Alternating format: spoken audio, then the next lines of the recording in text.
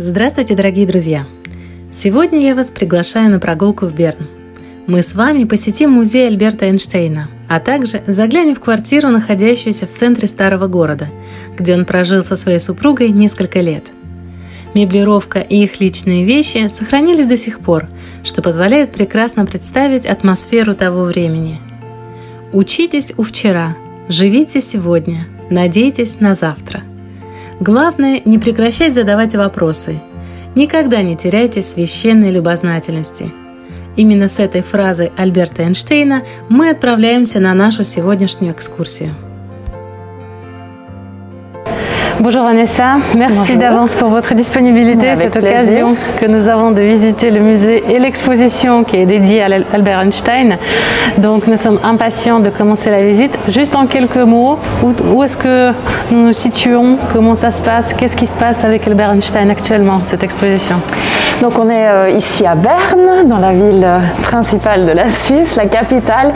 On est au musée d'histoire de Berne et principalement dans le musée, il y a le musée Einstein. Donc c'est un musée dans un musée. D'accord. Parce que Albert Einstein a vécu à Berne pendant 7 longues années et donc ce musée est surtout dédié à cette partie de la vie d'Einstein qui était donc à Berne. C'est pour la raison que ce musée est là en fait. Et c'est un des premiers musées Einstein qui existait au monde. Maintenant il y en a un peu plus, mais c'était le premier en fait qui racontait toute sa vie en général avec bien sûr ce focus sur la vie à Berne. Super, donc en fait c'est pas une petite exposition temporaire, c'est vraiment un espace, en fait un musée qui est dédié à toute sa vie et ses œuvres. Voilà, exactement. Donc ce musée se trouve au 2e étage de ce grand musée d'histoire de Berne et donc il prend vraiment tout le 2e étage et raconte sa vie d'ordre chronologique bien sûr avec une partie centrale sur la vie de Berne. Parfait, alors je vous propose qu'on commence la visite. Avec plaisir. C'est parti.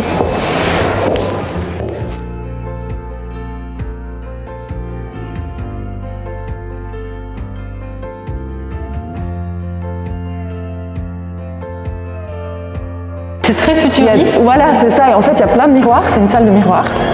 Et Einstein a beaucoup travaillé avec la lumière. Et en fait, l'idée, c'est aussi un petit peu de voir la lumière, où est-ce qu'elle commence, où est-ce qu'elle finit, est-ce qu'il y a un début, ou est-ce qu'il y a une fin aussi. On voit aussi des photos qui sont montrées sur 3 écrans, des photos de sa vie.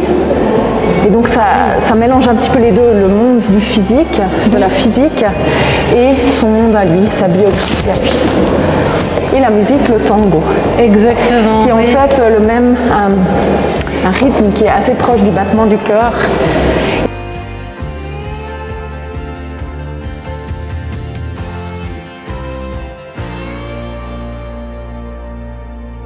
Donc 2 parents allemands, juifs, d'origine, avec une religion juive, Hermann Einstein et Pauline Koch. Pauline Koch qui a 11 ans de plus que Hermann Einstein. Et qui est pianiste en fait. Et donc cette passion pour la musique, ça c'est aussi une anecdote très importante pour la vie d'Einstein. Elle va le transmettre à Albert Einstein. Albert Einstein qui jouait d'un instrument, vous pensez que ça pourrait être lequel? Je dirais le piano? Non. C'était le violon. Albert Einstein jouait vraiment très bien le violon et cette passion pour la musique en fait l'a aussi aidé à trouver toutes ces théories. Ça l'a inspiré aussi dans son En fait c'était la parallèle en fait de travailler d'un côté d'une façon très logique et d'un autre côté très créatif avec la musique et donc son cerveau communiquait très bien. Les deux parties, voilà.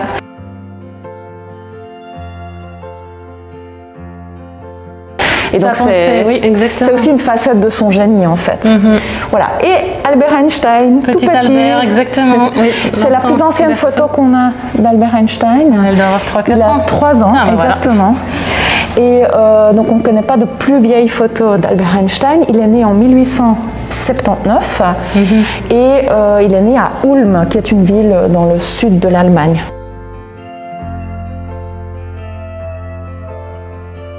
Einstein aimait jouer avec des jeux de patience. Donc par exemple des plots, c'est pas les jeux d'Albert Einstein, c'est les jeux qu'on a ici dans notre collection qui datent de la même époque que ceux avec lesquels Albert Einstein a joué. Donc des plots qu'on connaît encore aujourd'hui, avec des cartes pour faire des châteaux de cartes avec des étages. Beaucoup de patience. Exactement. Il arrivait, d'après ce qu'on sait des lettres qu'on a encore d'Albert Einstein, il arrivait à faire 14 étages. Excellent. Donc c'est énorme. Moi, j'arrive donc beaucoup de précision, de minutie dans les gestes. Vraiment, et puis il jouait beaucoup seul, en fait. Ça aussi, ça c'était aussi quelque chose qui était typique d'Albert Einstein. Donc beaucoup être seul. Il n'aimait pas jouer avec ses copains dehors, par exemple, comme d'autres enfants le font.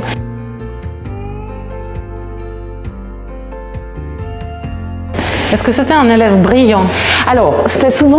c'est ce qu'on imagine. Dans la tête des gens, il y a une fausse idée, c'est que c'était un mauvais élève. On me dit souvent, ah mais de toute façon, il était nul en maths, nul en physique. C'est pas du tout vrai.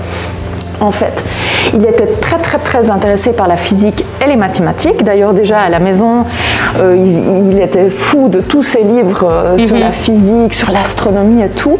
Mais par contre, toutes les autres branches qui ne l'intéressaient pas, alors il en faisait rien du tout. Voilà. Et c'est ça qu'on confond des fois avec son... en fait, il a fait sa sélection, il y avait des matières qui l'intéressaient plus. Et d'autres se consacraient. Exactement.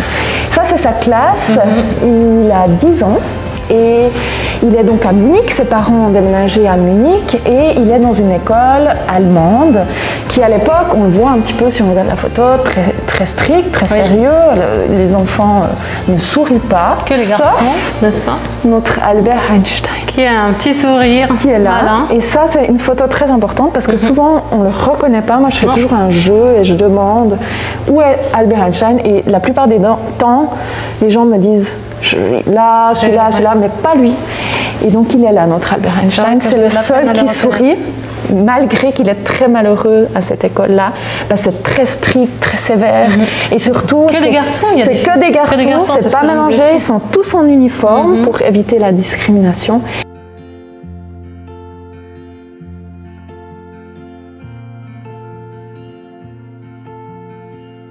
Et surtout enseigner le latin et le grec, ça ne l'intéresse pas vraiment. Donc il va arrêter l'école à 15 ans, il va partir de l'école, il va réussir à se faire attester qu'il ne peut plus continuer l'école et il va rejoindre ses parents qui entre-temps sont en Italie.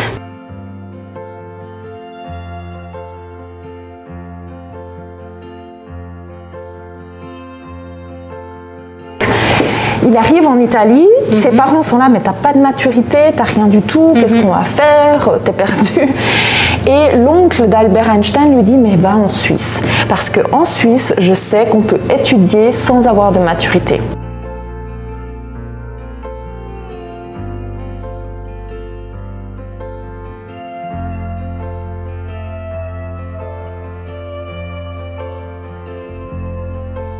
Ici, c'est donc sa classe de maturité. Donc pendant 1 an, il va rattraper la maturité qu'il n'a pas faite à Munich.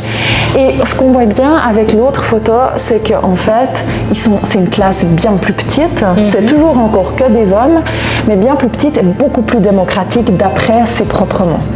Et donc il se sent super à l'aise dans cette classe de baccalauréat et il va aussi habiter chez des gens à Aarau, notamment le directeur de cette école et il s'entendra très bien aussi avec ce directeur, donc il se sentira très bien en Suisse et c'est là qu'il va aussi demander à être naturalisé. Il va réussir son bac, donc 5,25 de moyenne, qui est une très bonne moyenne en fait pour finir son baccalauréat et il va aller étudier à Zurich.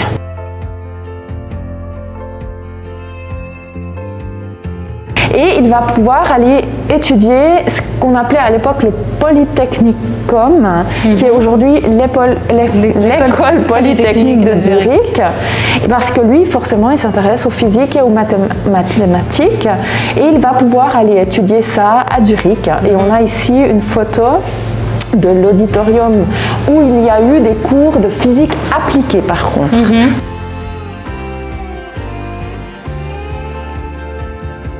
Ici, il y aura un petit problème. C'est parce qu'il ne va que aller aux cours ou bien il va souvent louper les cours qui ne l'intéressent pas. un petit peu comme avant aussi. Peut-être continue un peu comme à l'école. Voilà, il va aller au cours de mathématiques, il va aller au cours de physique appliquée, il les loupe un petit peu parce qu'il s'intéresse pour la théorie de la physique et pas la physique appliquée en fait. C'est ça le domaine de Albert Einstein. Et le problème, c'est que oui, il va réussir, il aura un diplôme, mais il n'aura pas de lettre de recommandation par son professeur parce que son professeur, il dit, mais il est indiscipliné, des fois il loupe les cours.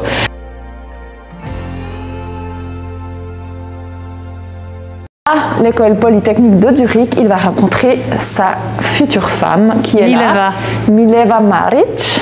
Qui avait des origines slaves d'après la totalement. Elle venait de Novi Sad, qui était à l'époque pas encore la Serbie, mais qui est actuellement la Serbie. Mileva Maric a étudié aussi à l'école polytechnique de Zurich. Il faut savoir que la Suisse était étonnamment, à cette époque-là, donnait le droit aux femmes d'étudier. Et donc, elle est venue de là-bas, de Novi Sad, pour étudier à Zurich. Ils vont se rencontrer, ils vont tomber amoureux. Mais elle va tomber enceinte alors qu'ils ne sont pas mariés. Et ça, c'est un grand problème à l'époque. Et probablement que Albert Einstein avait peur pour sa réputation.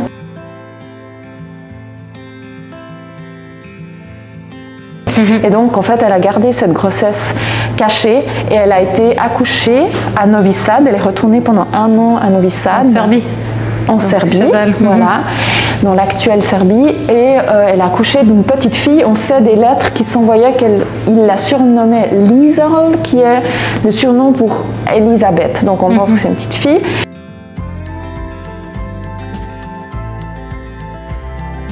Mais par contre, après 1 an, Mileva revient sans la petite fille. Et il y a 2 théories. Soit la petite fille est tombée malade, gravement, elle est peut-être décédée, parce qu'il faut savoir qu'à l'époque, la mortalité infantile est quand même très élevée.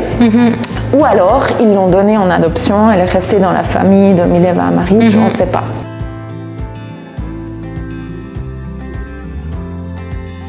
Il arrive en 1902 à Berne, il a 23 ans et il va travailler à ce bureau des brevets, il va avoir un très bon salaire et à ce moment-là, il peut aussi prendre Mileva Maric à Berne, ils vont se marier et ils vont avoir d'autres enfants.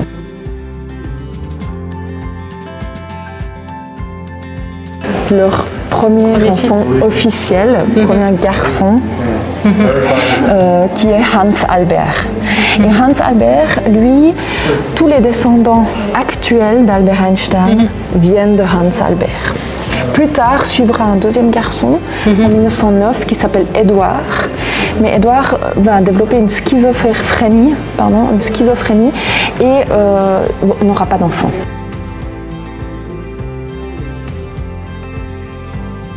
Et donc ils sont à Berne pendant 7 ans, ils vivent ici, lui il travaille au bureau des brevets, elle reste femme au foyer et ça la frustre énormément parce qu'elle a d'autres ambitions. Elle n'a pas réussi ses études parce qu'elle n'a pas pu les finir à cause de cette grossesse. Et donc elle va rester femme au foyer, lui il va beaucoup travailler et le soir en plus, comme en fait lui il aimerait faire des recherches surtout, c'est ça qui l'intéresse, il va consacrer son temps le soir et le dimanche à des recherches en physique.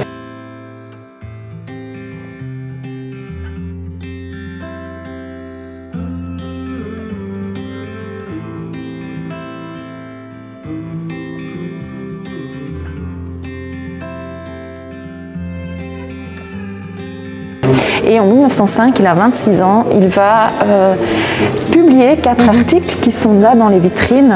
Et ces 4 articles vont révolutionner la physique.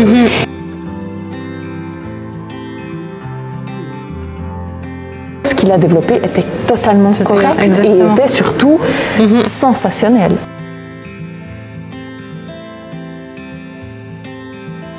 Et grâce à ses travaux, il va pouvoir décrocher un poste à l'université de Berne en tant que professeur.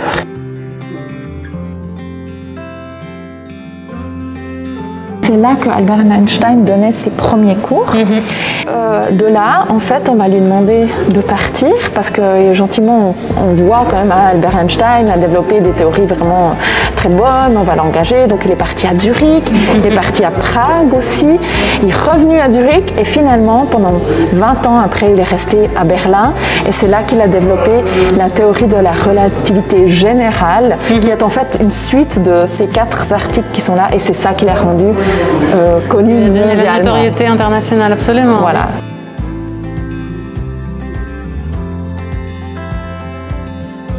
De la Suisse, il va partir pour Berlin.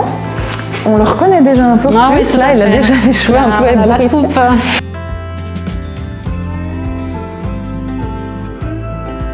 Il va investir énormément de temps à développer cette théorie de la relativité générale et en 1915, il va l'aboutir.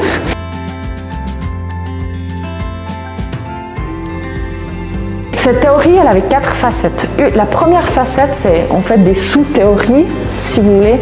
Elle a été prouvée en 1919. La dernière facette a été prouvée en 2015. Il a fallu 100 ans pour prouver ce que Albert Einstein avait découvert en 1915 parce qu'on n'avait pas encore les machines pour le prouver à l'époque.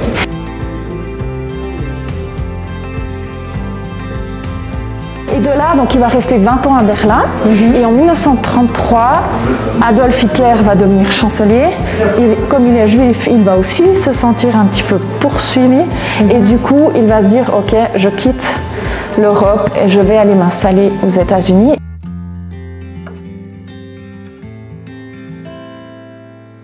Il va aller continuer à faire ses recherches. À Princeton, c'est un institut qui est très reconnu mondialement pour la physique et encore aujourd'hui.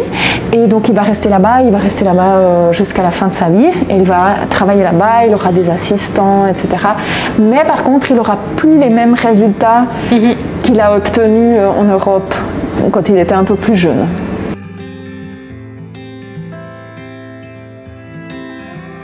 À partir de ce moment-là, une fois qu'il est aux États-Unis, il va devenir américain et il va le rester jusqu'à la fin de sa vie. 3 nationalités.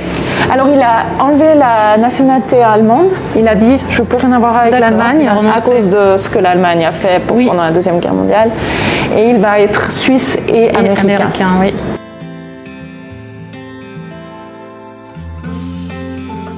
Donc les descendants d'Albert Einstein sont aussi les deux. Il y a des descendants suisses et il y a des descendants US-américains. Voilà. Il y en a qui vivent encore près de Berne, il y en a qui vivent aux États-Unis, il y en a qui vivent au Portugal. C'est des petits-enfants en fait. C'est des petits même. Arrière. Voilà. Elle est connue cette photo parce que, bon, déjà il tire la langue et puis on trouve ça rigolo. Mais c'est en fait, il était dans la voiture avec 2 amis à lui qui sont un couple. La photo est donc coupée en fait, elle est plus grande à l'origine. Et il est dans sa voiture, il va aller à sa fête d'anniversaire avec ses amis et il est très très connu, vraiment, c'est comme une star. Et donc il est poursuivi par plein de paparazzi. Photo. Et il en avait tellement marre de ces paparazzi que là, il s'est dit allez, je tire la langue. C'était un peu une réaction d'enfant.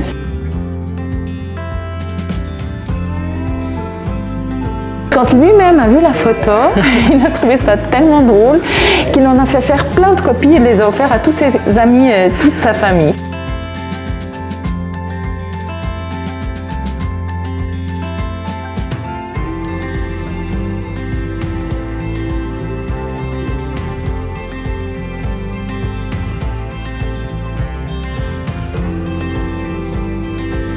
Donc il n'existe pas de tombe Albert Einstein, il a été incinéré et dispersé à un endroit que nous ne connaissons pas parce que c'était son vœu. Et je trouve bien que ce soit encore le cas, qu'on ne sache toujours pas où il a été dispersé parce qu'il voulait éviter que les gens viennent à sa tombe en masse. C'était pas ce qu'il voulait. L'engouement, effectivement. Voilà, exactement.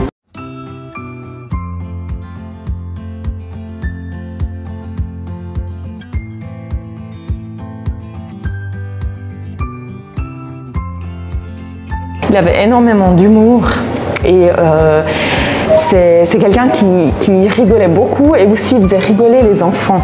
Il recevait beaucoup de lettres aussi.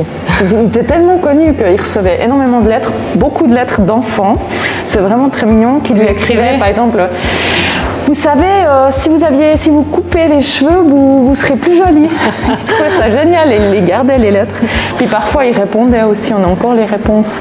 Il répondait pas à toutes les lettres forcément parce que c'est vrai qu'il y en avait beaucoup. Mais c'est vrai qu'elle a un visage très ouvert, très humain, avec cette attitude très conviviale.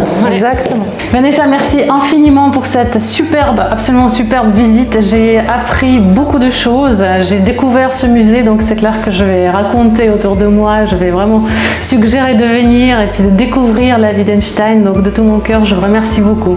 Merci à vous. Ça m'a fait beaucoup plaisir de vous recevoir ici. J'espère vraiment que ça attirera aussi d'autres personnes à venir voir ce musée parce qu'il est vraiment très très intéressant. Certainement, certainement. Je vous souhaite une très belle journée et puis à bientôt. Merci à vous aussi. Au revoir. Bonne journée. Есть только два способа прожить свою жизнь. Первый – так, будто никаких чудес не бывает. Второй – так, будто все на свете является чудом, говорил Альберт Эйнштейн.